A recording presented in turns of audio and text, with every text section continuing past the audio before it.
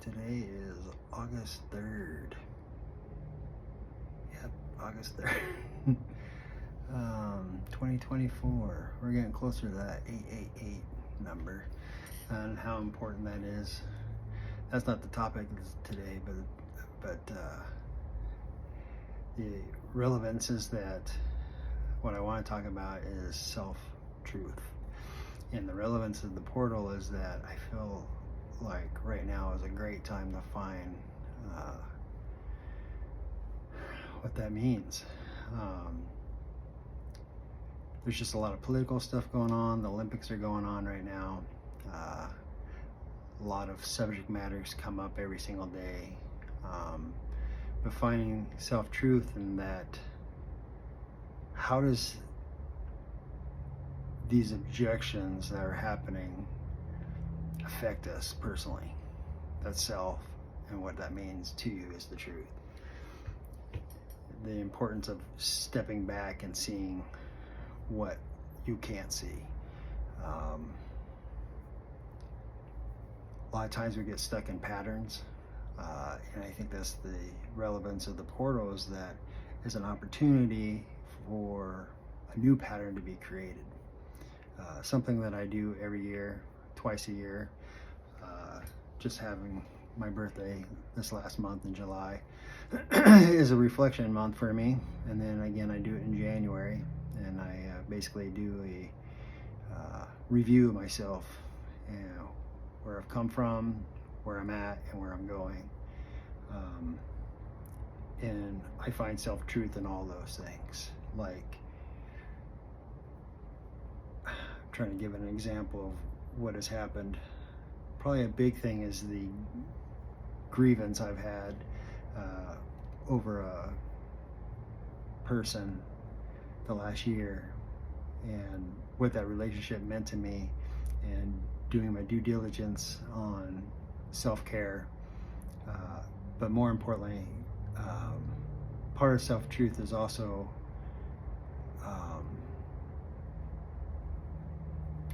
I don't want to say self-doubt, but these things that we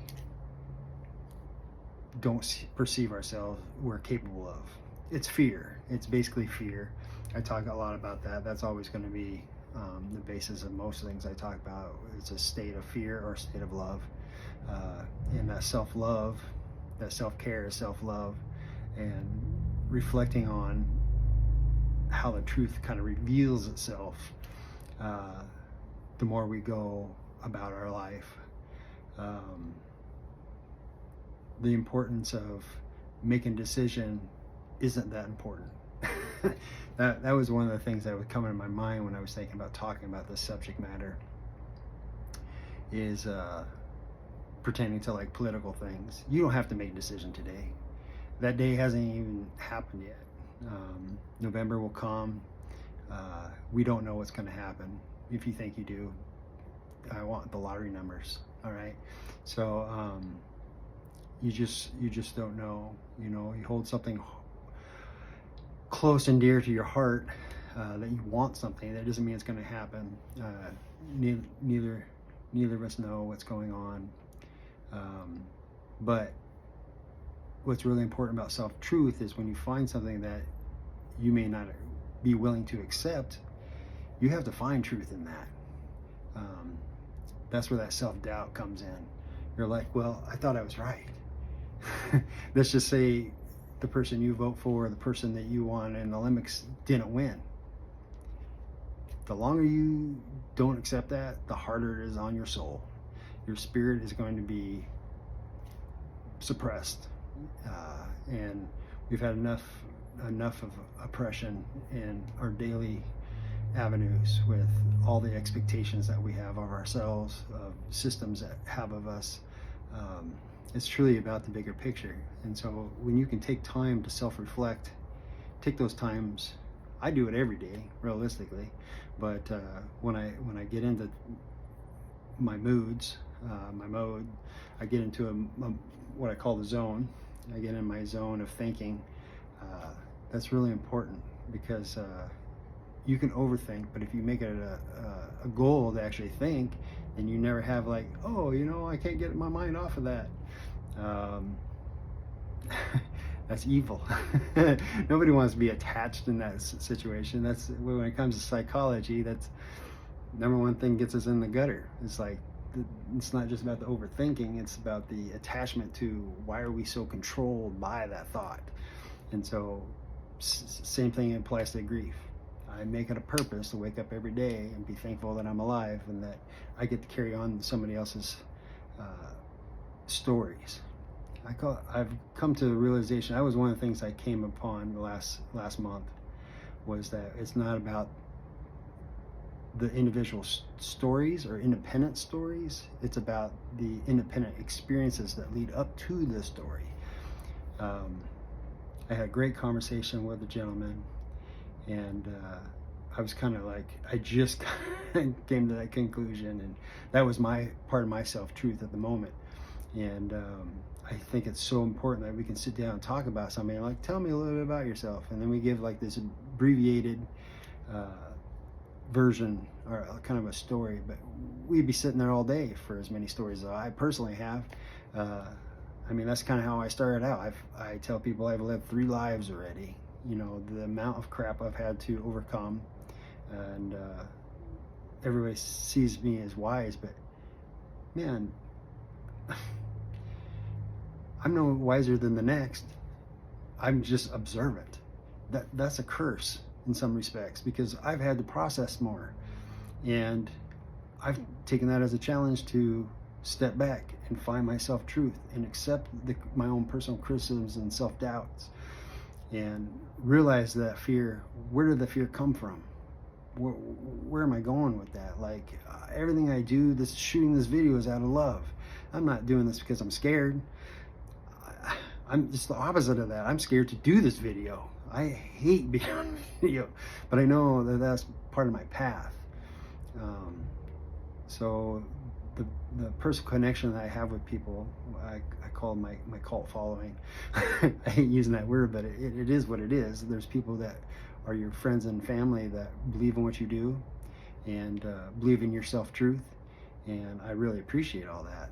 I mean, the guy I just got done finished working on, I've seen him for years. Beginning of COVID, I thought everything was, I was in a different state there. It didn't affect me in the way that it affected most, because that kind of fear doesn't bother me at all. What bothered me was a bunch of people dumping me because I thought it was more important to be there for people and work. I left my house every single day. I was working 6-7 days a week to accomplish something that others didn't feel it was in their truth to do.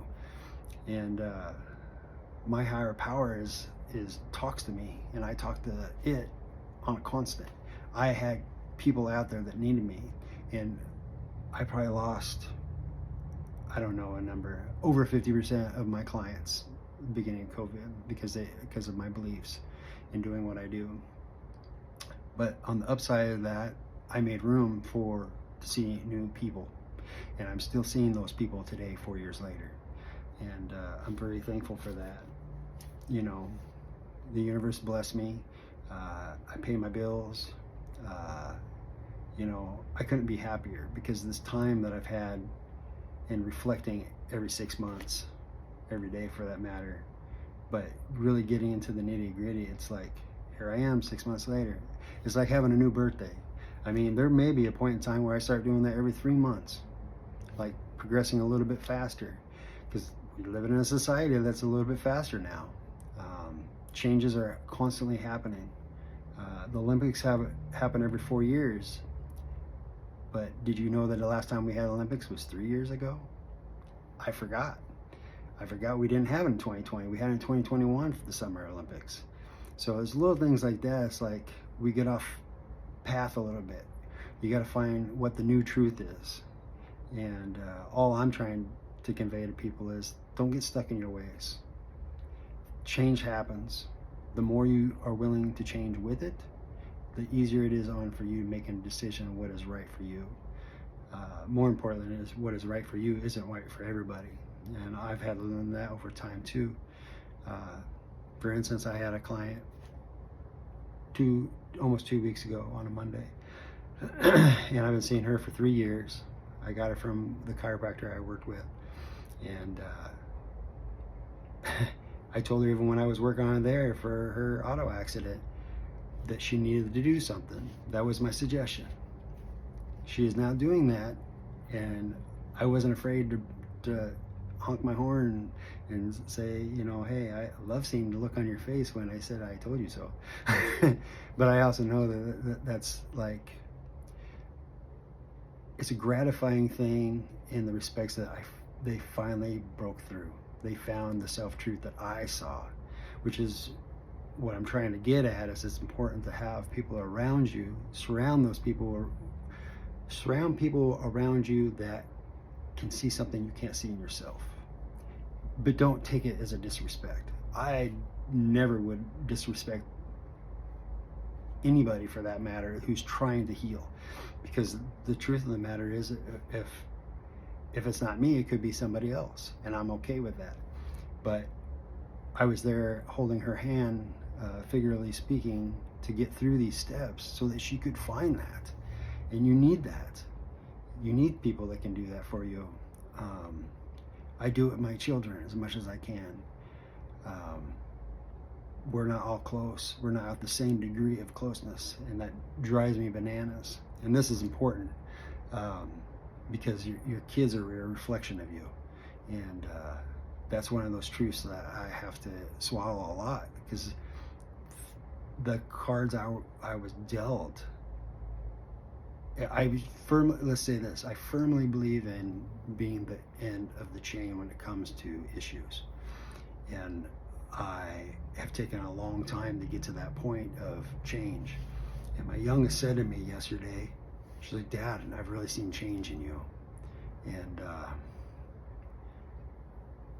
I'm like happy to hear those words, because I am sure I've caused harm to her at some point in time, mentally or emotionally. And but it's not over. You know, I want to have a better relationship with my older daughter. I want to have a better relationship with my son. And all those relationships are part of the, I don't want to say game, but it is a game, because I'm choosing to play it. That game is life. And there's just so many opportunities. Take advantage of the opportunities. This might get me a little verklempt. Because of what I just said. I'm going to say his name. Chuck Morrison was a general manager for me at the shoe store I worked with. And there was a period of time where I didn't work for the company, and he was a big reason that I confronted a lot of my fears. And I would wish him happy Father's Day every year. And he's been gone for, I think this will be, it was 2017, so this is 7 years now he's been gone. And Father's Day has come again, and I still wish him happy Father's Day in spirit. And but it's those relationships, he helped me find a truth that I didn't see in myself. You know, he was there at a point in time when I was graduating from massage school, still working for the company, and I wasn't making any money doing massage right out of the gate, so they made me a manager. And he saw, I mean, when a manager tells you that you're astute and you have so much potential, and you're in the dumps and you don't think anything is going right, I want to be that person. I want to be that person that lifts you up.